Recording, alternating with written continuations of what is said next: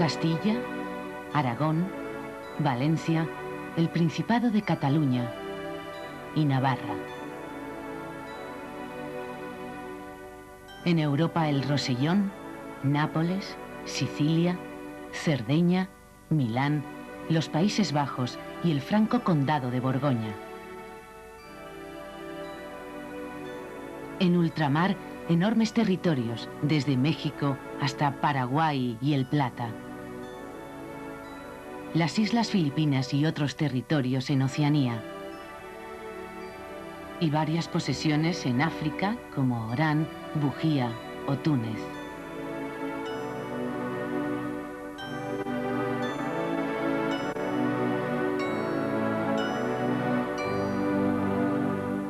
Al convertirse en rey de Portugal en 1581, Brasil y las dilatadas posesiones del país vecino en África y en las costas del lejano Oriente.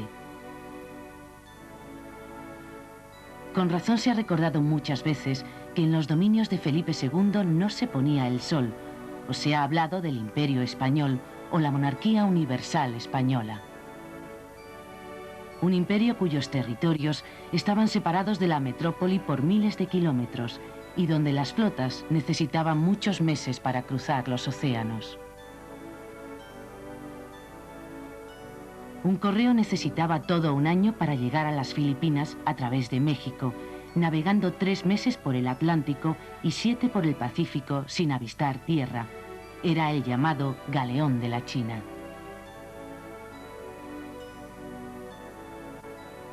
En Europa, un despacho real enviado desde Madrid tardaba 2 semanas en llegar a Bruselas y necesitaba un mes para que fuera recibido en Nápoles.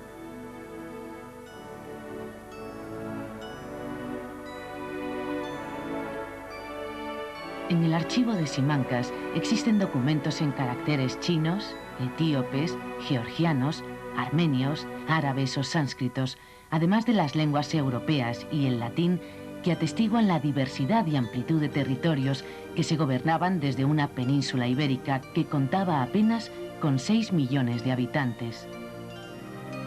Pero ¿cómo se pudo gobernar tan vasto imperio?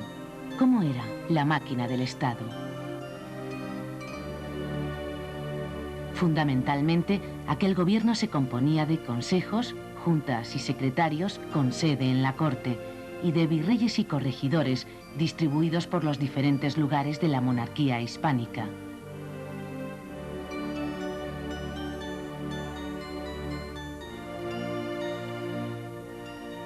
Dos eran los vínculos que unían este conjunto de territorios: el propio rey y la religión, que en la Europa del siglo XVI constituía un asunto de Estado. No en vano se había aceptado el principio cuius regio eius religio, es decir, la religión de un país es la de su soberano. Y el catolicismo de Felipe II estaba fuera de toda duda.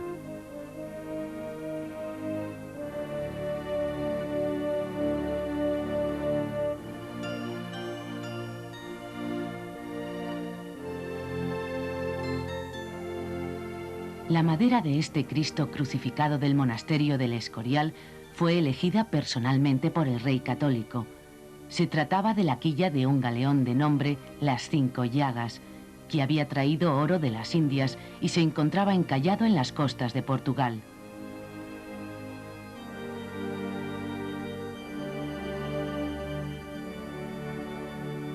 De esta misma madera, que era del llamado Árbol del Paraíso, Felipe II mandó construir posteriormente su propio ataúd, uniendo así simbólicamente su imperio con el Escorial y con su propia persona a través de la religión católica.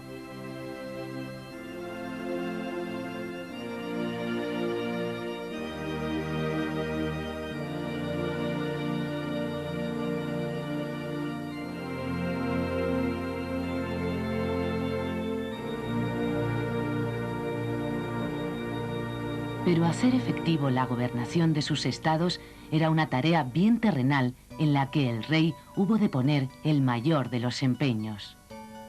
El propio territorio español estaba constituido por reinos diversos, con leyes diferentes, cortes distintas, moneda e instituciones muy variadas, y que mantenían incluso fronteras bien delimitadas. Cada uno de estos reinos era gobernado con la ayuda de un consejo, órgano asesor del monarca, alto cuerpo político y, a veces, suprema instancia judicial. Si bien, por encima de todos ellos, estaba el régimen personalista a ultranza de Felipe II. Un sistema de consejos que el rey heredó de su padre y sus abuelos, perfeccionándolo él y transmitiéndolo a sus sucesores, de suerte que se convirtió en el estilo característico de gobierno hasta el siglo XVIII, en que sería sustituido por el régimen de las secretarías de despacho o ministerios vigente hasta nuestros días. Desde antiguo existieron los consejos de las dos coronas, Castilla y Aragón, a los que se sumó el de Navarra cuando se produjo la incorporación de este reino. El Consejo de Aragón contaba con miembros de todos los estados que lo componían, que además del propio Aragón eran Cataluña, Valencia, Mallorca, Nápoles, Sicilia y Cerdeña. Más adelante, Felipe II crearía el Consejo de Italia, separando estos tres territorios del Consejo de Aragón. Felipe II también crearía el Real y Supremo Consejo de Flandes y de Borgoña.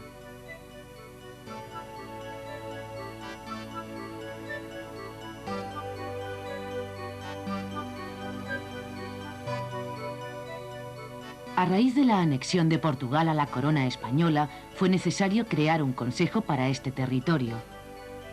La jura de Felipe II como rey por las cortes portuguesas reunidas en Tomar incluía, entre otras mercedes, la creación de un consejo en la corte para atender los asuntos de este reino.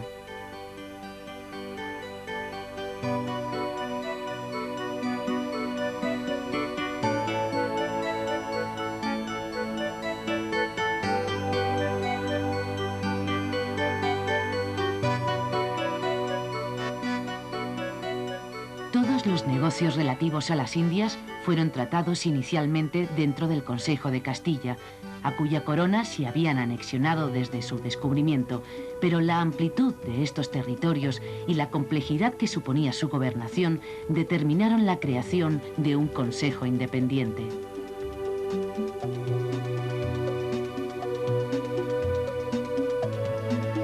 Personajes de gran relevancia eran los virreyes, que representaban la figura del monarca en los territorios que no contaban con la presencia real y cuyo poder quedaba sujeto a la vigilancia del consejo correspondiente. Se mantenía así una ficción de gran importancia para la estructura de la monarquía hispánica, que el rey estaba presente en persona en cada uno de sus territorios. A los virreinatos existentes en Aragón, Cataluña, Valencia, Navarra, Cerdeña, Sicilia, Nápoles y más tarde Portugal, se unió el virreinato de Nueva España en Perú. Este sistema administrativo que provenía del imperio mediterráneo medieval catalano-aragonés perduró junto con los gobiernos generales de Milán y Flandes hasta finales del siglo XVII.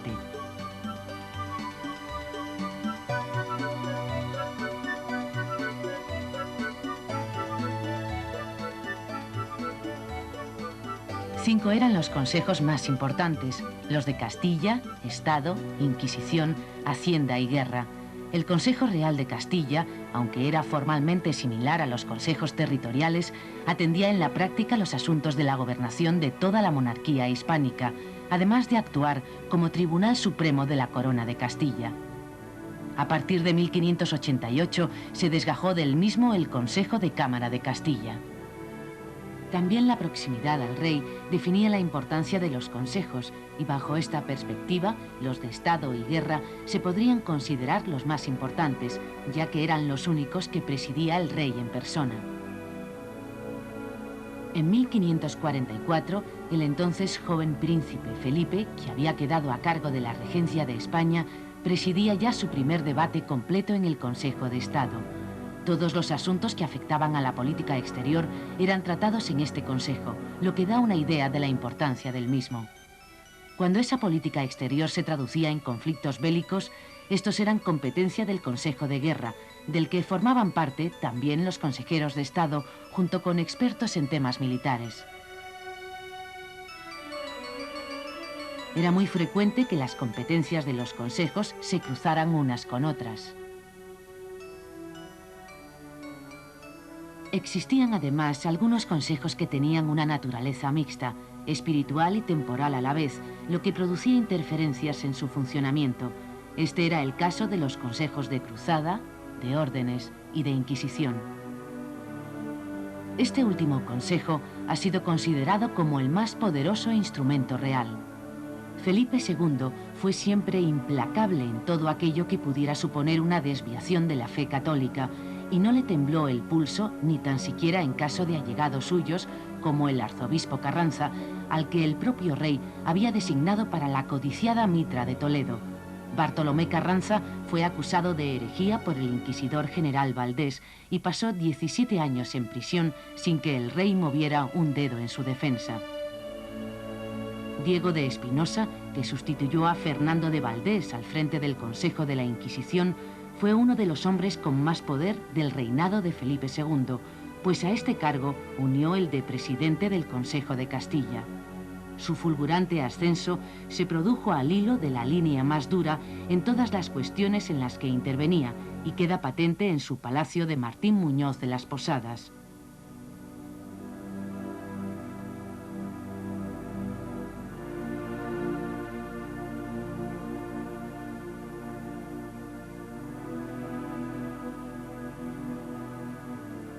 La importancia de los inquisidores y consejeros quedaba complementada por la red de familiares del Santo Oficio, que eran los verdaderos ojos y oídos de esta institución y de la que dependía su eficacia controladora.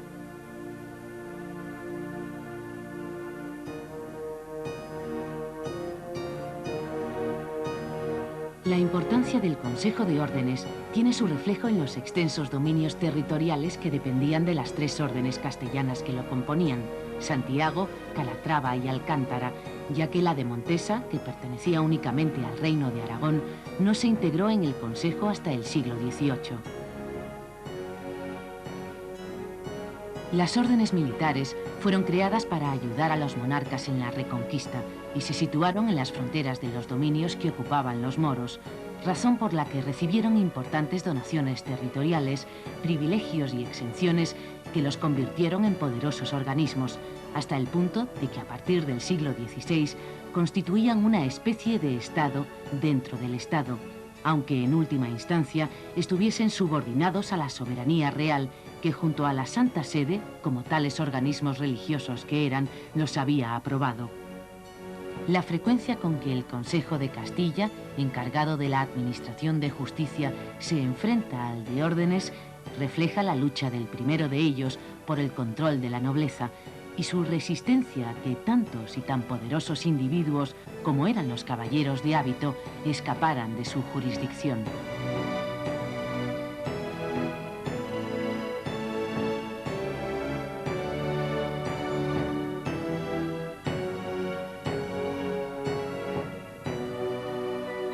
El Consejo de Cruzada se creó por la necesidad de administrar los frutos de las llamadas tres gracias de la Iglesia, la bula de cruzada, el subsidio y el excusado, y que constituían la aportación de Roma para la defensa de la fe católica.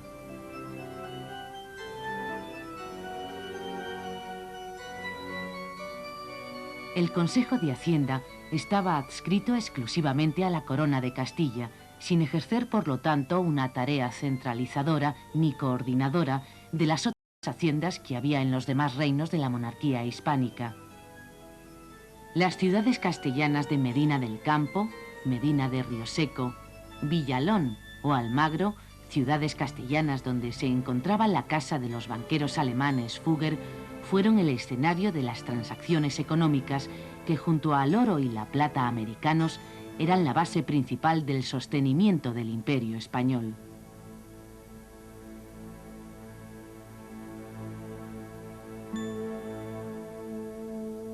El Consejo de Hacienda tenía asignada también la tarea de buscar nuevos ingresos.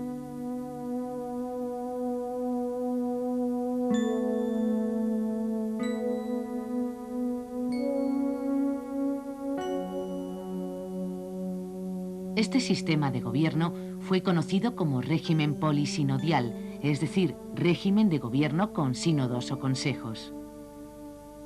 Además de los propios consejeros, había otros personajes de gran importancia, los secretarios que se encargaban de redactar las consultas que habían de pasar luego al rey. El cargo era más importante, lógicamente, cuanto más importante era el consejo, y dentro de estos, el secretario del Consejo de Estado habría de desempeñar siempre un papel muy importante. Secretarios del Consejo de Estado fueron, por ejemplo, Francisco de los Cobos, Gonzalo Pérez y su hijo Antonio Pérez, que terminaría protagonizando un histórico enfrentamiento con el rey. Otros personajes de extraordinaria importancia e influencia eran los secretarios particulares o privados del rey, que despachaban con él los papeles procedentes de la maquinaria del Estado.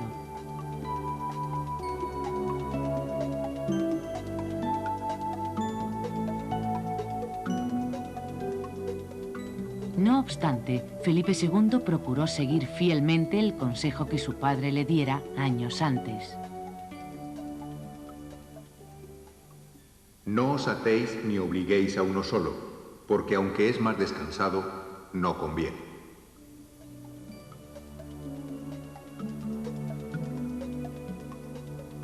El caso es que, bien fuera por creer en la conveniencia de repartir las competencias o bien por una desconfianza generalizada hacia las personas, el llamado rey prudente multiplicó los secretarios, evitando cuidadosamente que nadie en solitario acaparara el poder.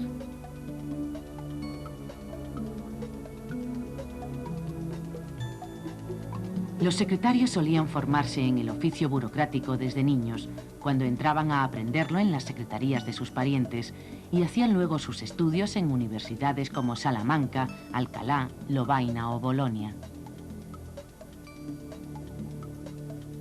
Por otro lado, la insistencia de Felipe II en ver personalmente todos los documentos creó bastantes problemas y fue causa del reproche de sus colaboradores más cercanos.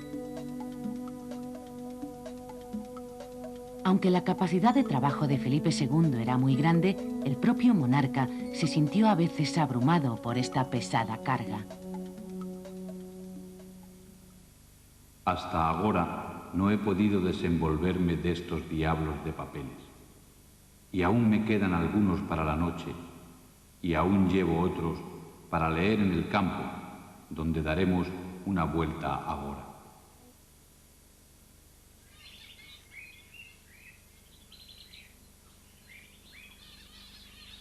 Frecuentemente, el rey combinaba sus ratos de ocio con el trabajo. Cuando navegaba por el Tajo en Aranjuez, llevaba un pequeño escritorio en el que iba despachando los asuntos que tenía aún pendientes. En varias ocasiones, el rey se queja también del cansancio de los ojos. Aunque la cansancia es menos que ayer, tengo bien ruines los ojos. Todas estas reflexiones de Felipe II consigo mismo han sobrevivido hasta nuestros días a través de las interminables notas que escribía en los márgenes e incluso entre las propias líneas de los documentos, y alcanzan ahora un gran valor histórico. Pese a su complejidad y lentitud, el sistema funcionaba con eficacia, como prueban la gran cantidad de documentos despachados a lo largo de su reinado y que guardan diversos archivos extranjeros y españoles, como este de Simancas, y en los que encontramos anotaciones que cuentan el breve plazo en que fueron despachados. A las 6 de la tarde llegó correo con un despacho de Antonio Pérez y tornó a las 8 con su respuesta. Felipe II se inició como príncipe en las tareas de gobierno en 1543, con 16 años. Desde entonces hasta su muerte en 1598 se pueden diferenciar 4 etapas distintas en cuanto a la gestión de la máquina del Estado. En la primera etapa, en la que actúa como príncipe, desde 1543 hasta 1556, se dibujan en la corte 2 grupos políticos encabezados por el secretario de Carlos V, Francisco de los Cobos, y el cardenal Tavera, arzobispo de Toledo e inquisidor general. Muertos ambos, se inicia la segunda etapa, en la que se mantienen enfrentadas dos facciones del gobierno, una encabezada por el príncipe de Éboli, basada en el diálogo y la tolerancia, y otra en la que predominaba la política de dureza, personificada por el duque de Alba. La tercera etapa se inicia con la pérdida de poder del príncipe de Éboli y la irrupción del ya mencionado Diego de Espinosa, presidente del Consejo de Castilla y enseguida inquisidor general, junto a su secretario Mateo Vázquez.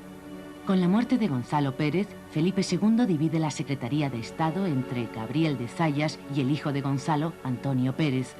Los tradicionales enfrentamientos entre dos grupos en la corte, y respecto de los cuales el rey había guardado siempre una escrupulosa neutralidad, tienen lugar ahora entre el secretario de Estado, Antonio Pérez, y el secretario privado del rey, Mateo Vázquez, y tendrán punto culminante en el asesinato de Juan de Escobedo, secretario de don Juan de Austria. La cuarta etapa empieza cuando el rey, con 59 años y tras una grave enfermedad, se vio incapaz de proseguir con el intenso régimen de trabajo. Se crearon unos organismos denominados juntas, formadas por algunos pocos consejeros, con el fin de informar al rey sobre un asunto determinado, tras lo cual se disolvían. Hubo, sin embargo, una junta estable, la llamada Junta Grande, que asesoró al monarca durante los últimos años de su vida.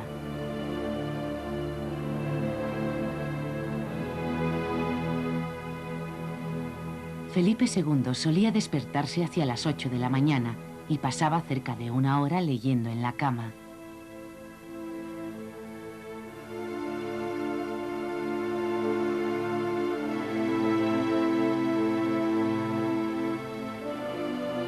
Tras levantarse, oía misa, recibía visitas o se dedicaba a otros menesteres hasta la hora del almuerzo.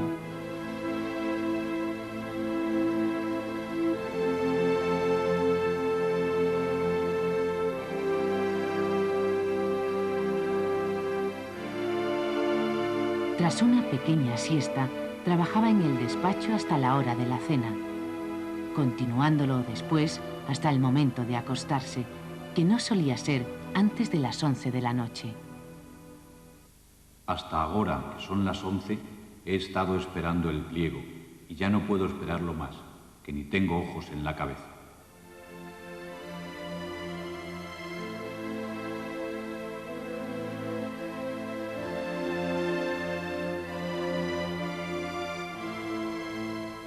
Una forma tan personal de gobierno era lógico que no tuviera continuidad. Al final de sus días, el rey Felipe II quiso instruir a su hijo y sucesor, el futuro Felipe III, en las tareas de gobierno.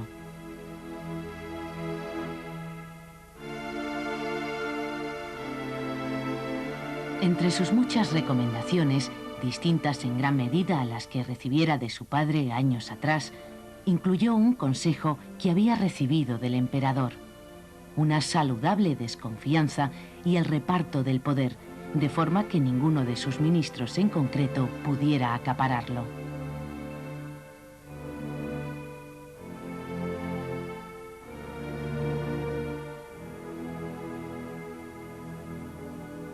Paradójicamente, el nuevo rey hizo inmediatamente todo lo contrario y entregó el gobierno de la monarquía entera al duque de Lerma, dando paso así, con el cambio de siglo, a un régimen de gobierno basado en los validos y privados que enterraba el modo de gobernación personalista a ultranza de Felipe II.